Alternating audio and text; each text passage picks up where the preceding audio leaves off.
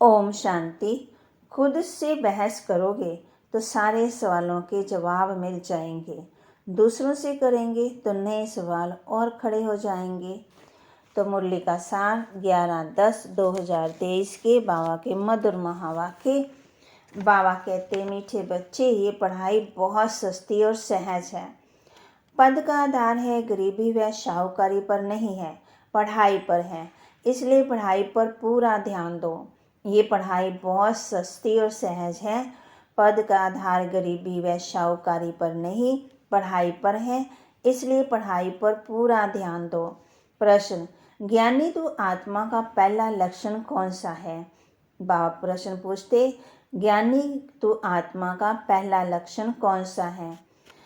उत्तर, वह सभी के साथ अति मीठा व्यवहार करेंगे। किसी से दोस्ती, किसी से दुश्मनी रखना, ये ज्ञानी तो आत्मा का लक्षण नहीं है। बाप की श्रीमत है, बच्चे अति मीठा बनो, प्रैक्टिस करो। मैं आत्मा इस शरीर को चला रही हूँ, अब मुझे घर जाना है। बाबा कह रहे हैं कि अब मुझे घर जाना है, मैं आत्मा इस शरीर को चला रही हूँ। ये प्रैक्टिस करनी है और मीठा भी बनना है, लक्षण भी धारण करने हैं। ना किसी से दोस्ती, ना किसी से दुश्मनी।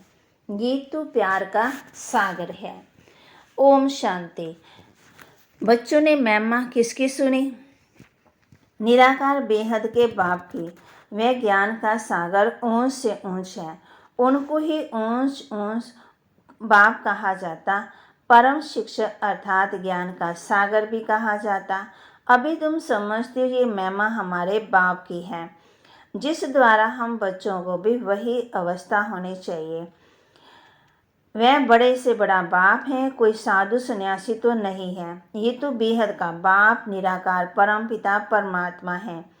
तुम बच्चों की बुद्धि में है कि ये हमारा बेहद का माता पिता, पति आदि सब है।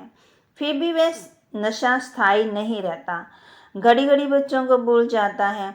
ये तो ऊंच से ऊंच और अति मीठे से मीठा बाप है, जिसको सभी आधा कल्प याद करते हैं। लक्ष्मी नारायण को इतना याद नहीं करेंगे। भक्तों का भगवान एक ही निराकार है, उनको ही सब याद करते हैं। बल कोई लक्ष्मी नारायण को, कोई गणेश को आदि मानने वाले होंगे, फिर भी मुख से हे भगवान शब्द ही निकलेगा। हे परमात्मा अक्षर जरूर सबके मुख से निकलता है। आत्मा उनको याद करती है। जिस्मानी भक्त जिस्मानी चीज को याद करते हैं, तो भी आत्मा इतनी पितावर्ता है जो अपने बाप को जरूर याद करती है। दुख में जट आवाज निकलता है, हे परमात्मा। ये जरूर समझते हैं कि वह परमात्मा निराकार है, परंतु उनका महत्व नहीं जानते। अभी तुम महत्व को जानते हो, वैल्यू को जानते हो।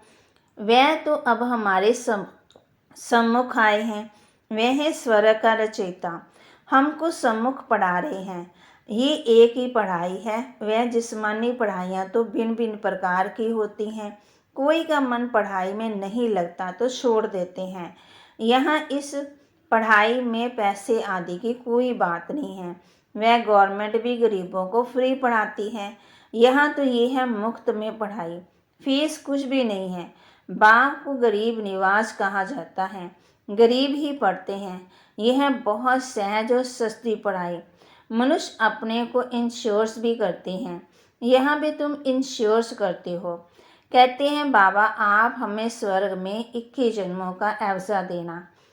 भक्ति मार्ग में ऐसे नहीं कहते कि हे परमपिता परमात्मा हमको 21 जन्मों के लिए वर्षा दो।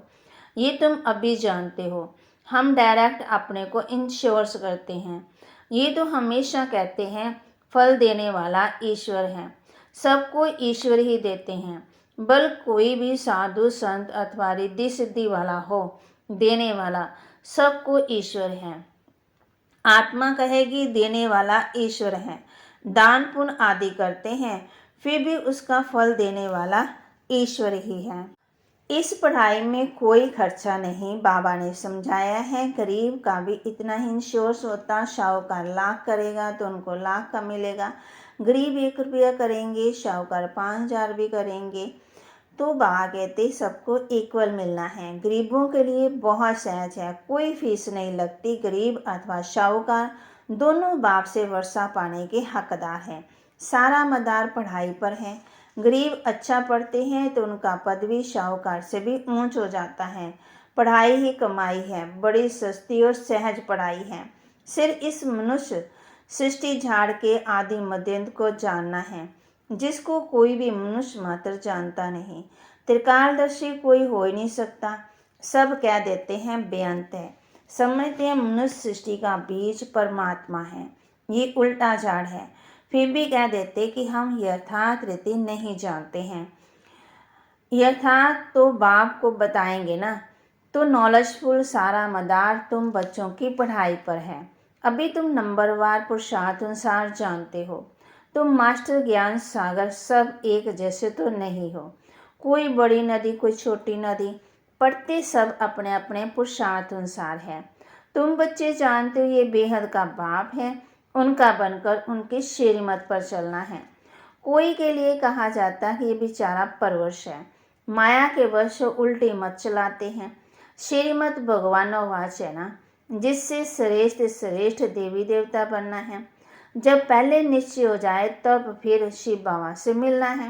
बाबा समझ जाते हैं इनको यथार्थ निश्चय नहीं है, आत्मा का बाप एक ही है, ये तो समझते हैं, परंतु वह इनमें आकर के वर्षा दे रहा है, ये निश्चय बैठना बड़ा मुश्किल है। जब ये बुद्धि में बैठे और लिख के दे, तब बाबा के पास लिखत ले आनी चाहिए। समझेंगे ये तो बरोबर ठीक है। इतना समय जो समझते आए सो रोग। ईश्वर सर्वव्यापी नहीं है, वह तो बेहद का बाप है बरोबर। भारत को कलब कलब संगम पर बेहद के बाप द्वारा वर्षा मिलता है। संगम पर ही और इसी समय ही मिलना था, अब फिर मिल रहा है, ये लिखाना है। बाप संगम पर ही आते हैं, आकर के बीके द्वारा स्वर्ग की रचना रखते हैं। जब लिख कर दें तब उस पर समझा सकेंगे। तुम किसके पास आए हो, क्या लेने आए हो। ईश्वर का रूप तो निराकार है। ईश्वर का रूप ना जानने का न ब्रह्म तत्व कह देते हैं। बच्चों को समझाया है वह तो बिंदी है।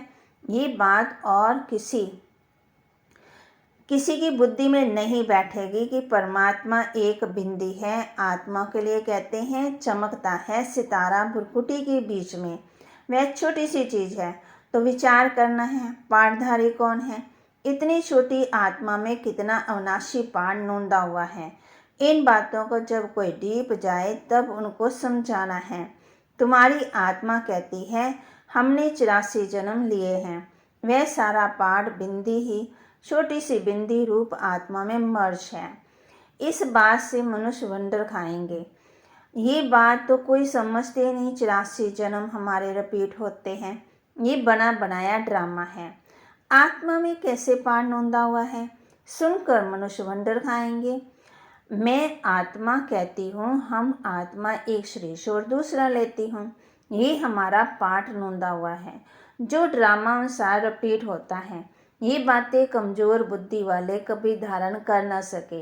ये सिमरन करना है। हम 84 जन्म ले पाठ बजाता हूँ, शरीर धारण करता हूँ। जब ये सिमरन चलता रहे तब कहे ये पूरा त्रिकालदर्शी, और दूसरों को भी त्रिकालदर्शी बनाने का पुरुषार्थ करे हैं।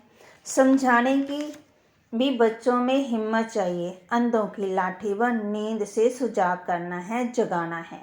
जाग सजनिया जाग, अब नई दुनिया स्थापन हो रही है, पुरानी दुनिया का विनाश हो रहा है। तुमने त्रिमूर्ति ब्रह्मा विष्णु शंकर नाम नहीं सुना है। ब्रह्मा द्वारा स्थापना होती, ये सब ब्रह्मा कुमार कुमारियां है ना, अकेले ब्रह्मा तो नहीं करेंगे। प्रजापिता के साथ जरूर ब्रह्मा कुमार कुमारियां होंगे। इनका रूप भी जरूर होगा जो इनको सिखलाने वाला है। इन ब्रह्मा को भी ज्ञान सागर नहीं कहेंगे। ब्रह्मा के हाथ में शास्त्र दिखाते हैं, परंतु परमपिता परमात्मा इनमें आकर के इन द्वारा सभी वेद और शास्त्रों का सार बताते हैं। ब्रह्मा शास्त्रों का सार नहीं सुनाते, वे कहाँ से सीखे। उनका कोई भी बाप व गुरु नहीं होगा ना। प्रजापिता तो जरूर मनुष्य होगा और यहाँ ही होगा। वह ठहरा प्रजा को रचने वाला। उनको क्रिएटर ज्ञान का सागर नॉलेजफुल नहीं कह सकते। ज्ञान सागर परमपिता परमात्मा ही है। वे आकर के प्रजापिता ब्रह्मा द्वारा पढ़ाते हैं। इसको ज्ञान का कलश कहा जाता। ये सारा मदार धारणा पर है। इंश्योर्स करो ना करो ये तुम्हारे ऊपर है। बाबा तो बहुत अच्छी रीति इंश्योर्स करते हैं। इंश्योर्स मैग्नेट भक्ति मार्ग में भी तो ज्ञान मार्ग में भी। बाप को सब आत्माएं भक्ति मार्ग में याद करती हैं कि बाबा आकर के हमको दुख से छुड़ाओ। बाप वर्षा देंगे, या तो शांति धाम या तो सुख धाम में भेज देंगे। जिनको शांति का वर्षा मिलना है तो कलप कलप वही शांति का वर्षा लेंगे। तुम अब पुरुषार्थ कर रहे हो सुख का वर्षा पाने के लिए। इसमें पढ़ना और फिर पढ़ाना है। जैसे बाप मीठे से मीठा है वैसे उनकी रचना भी मीठे से मीठी है। स्वर्ग कितना मीठा है। स्वर्ग नाम तो सब मुख से लेते रहते हैं। कोई मरता है तो कहते हैं स्वर्गवासी हुआ, तो जरूर नरक में था, अब स्वर्ग में गया। जाता नहीं है तो भी कहते हैं तुमको लिखना चाहिए, जरूर नरक से स्वर्ग में गया। फिर यहाँ उनको फिर याद करते हैं दुख में, फिर खिलाने की कोशिश करते, पितर बुलाते। आत्मा को बुलाया ये है पितर को बुलाना। तुम फिर सभी पितरों को बाप को बुलाते हो ना। सभी आत्मा का बाप बैठ तुमको पढ़ाते हैं। तुम कितनी गुप्त सेना हो। शिव शक्तियाँ, शिव तो निराकार है ना। तुम आत्मा हो, उनके बच्चे हो। शक्ति आत्मा में आती है। मनुष्य जिस्मानी शक्ति दिखलाते हैं, तुम रूहानी शक्ति दिखलाते हो। तुम्हारा है योग बल। योग रखने से तुम्हारी आत्मा पवित्र होती है। आत्मा में ताकत आती, जौहर आता है। तुम्हारे में मम्मा की ज्ञान तलवार सबसे तीखी है, होशियार है। ये कोई स्थूल बाबा कहते तलवार की बात नहीं है। आत्मा को समझ है कि मेरे में ज्ञान शंख ध्वनि करने की अच्छी ताकत है। हम शंख ध्वनि कर सकते हैं। कोई कहते हैं कि शंख ध्वनि मैं नहीं कर सकती। बाप कहते हैं ज्ञान की शंख ध्वनि करने वाले मुझे अति प्रिय हैं। मेरा परिचय भी ज्ञान से देंगे ना। बेहद के बाप को याद करो, ये भी ज्ञान दिया ना। बाप को याद करना है, इसमें मुख से कुछ बोलना नहीं है, अंदर में समझना है। बाप हमको नॉलेज दे रहे हैं। बाप कहते तुमको वापस चलना है, मुझे याद करो तो विकर्म विनाश होंगे। भगवानो वास मन मना भव, तो जरूर वह निराकार होगा ना। साकार कैसे कहेंगे कि मुझे याद करो, निराकार ही कहते हैं ना। हे आत्मा मुझे याद करो, मैं तुम्हारा बाप हूँ। मुझे याद करोगे तो अंतमति सो गति हो जाएगी। तुम आत्माएं इस शरीर द्वारा कहती हो कि जीव की आत्मा अपने बाप को याद करो। बाप भी आत्मा को कहते हैं मन मना भव। तुम आत्मा को हमारे पास ही आना है, देहाभिमानी होना है, अच्छी तरह से प्रैक्टिस करनी है। मैं आत्मा इस शरीर को चलाने वाली हूँ। अब मुझे वापस बाप के पास जाना है। बाप कहते चलते फिरते उठते बैठते मुझे याद करो। जो अशांति फैलाते हैं वे अपना पद भी भ्रष्ट करते हैं। इसमें तो बहुत बहुत मीठा बनना है। गीत भी है ना, कितना मीठा कितना प्यारा शिव बोला भगवान। तुम भी उनके बच्चे बोले हो। फर्स्ट क्लास रास्ता बताते हो कि बाप को याद करो तो स्वर्ग के मालिक बनेंगे और कोई ऐसे सौदा दे ना सके। तो बाप को बहुत याद करना चाहिए। जिनसे इतना सुख मिलता उनको ही याद करते हैं। पतित पावन आओ, आत्माएं पतित बनी हैं, उनके साथ शरीर भी पतित बना है। आत्मा और शरीर दोनों पतित बने हैं। वह लोग तो कह देते आत्मा निर्लेप है, पतित बन नहीं सकते, परंतु नहीं, एक परमपिता परमात्मा में ही कभी खाद नहीं पड़ती, बाकी तो सब में खाद पड़ती है। हर एक को सतो रजो तमो में आना ही है। इस पॉइंट धारण कर बहुत मीठा बनना चाहिए। ऐसे नहीं कि कोई से दुश्मनी कोई से दोस्ती। देवाभिमान में आकर यहाँ ही बैठ कोई से सर्विस लेना बिल्कुल रॉन्ग है। अच्छा, मीठे मीठे सिकिलते बच्चों प्रति माता पिता बाप दादा का याद प्यार और गुड मॉर्निंग। रूहानी बाप की रूहानी बच्चों को नमस्ते। रूहानी बच्चों की रूहानी बाप दादा को दिलवा जान सिकवा प्रेम से नमस्ते। धारणा के लिए मुख्य सार, ज्ञान का सिमरन कर त्रिकालदर्शी बनना और बनाना है। अंधों की लाठी बन उन्हें अज्ञान नींद से सुजाग करना है, जगाना है। ज्ञान का सिमरन कर त्रिकालदर्शी बनना और बनाना है। अंधों की लाठी बन उन्हें अज्ञान नींद से सुजाग करना है। 21 जन्मों के लिए अपना सब कुछ इंश्योर करना है, साथ साथ ज्ञान की शंखध्वनि भी करनी है। 21 जन्मों के लिए अपना सब कुछ इंश्योर करना है, साथ साथ ज्ञान की शंखध्वनि भी करनी है। वरदान, अपनी जिम्मेवारियों के सब बोझ बाप को दे, सदा निश्चिंत रहने वाले सफलता संपन्न सेवाधारी भव। अपनी जिम्मेवारियों के सब बोझ बाप को दे, सदा निश्चिंत रहने वाले सफलता संपन्न सेवाधारी भव। जो बच्चे जितना स्वयं हल्के रहते हैं उतना सेवा और स्वयं सदा ऊपर चढ़ते रहते हैं, अर्थात उन्नति को पाते रहते हैं। इसलिए सब जिम्मेवारियों के बोझ बाप को देकर स्वयं हल्के रहो। किसी भी प्रकार का मैंपन का बोझ ना हो। सिर्फ याद के नशे में रहो, बाप के साथ कंबाइन रहो। तो जहाँ बाप है वहाँ सेवा तो स्वतः ही हुई पड़ी है। करावन मन हार करा रहा है तो हल्के भी रहेंगे और सफलता संपन्न भी बन जाएंगे। स्लोगन, बेहद ड्रामा के हर दृश्य को, बाबा कहते, बेहद ड्रामा के हर दृश्य को चिंत जानकर सदा निश्चिंत रहेंगे। निश्चिंत कौन करे रहेंगे? जो ड्रामा के हर दृश्य को भी, ड्रामा में ये सीन तो होनी ही होनी है,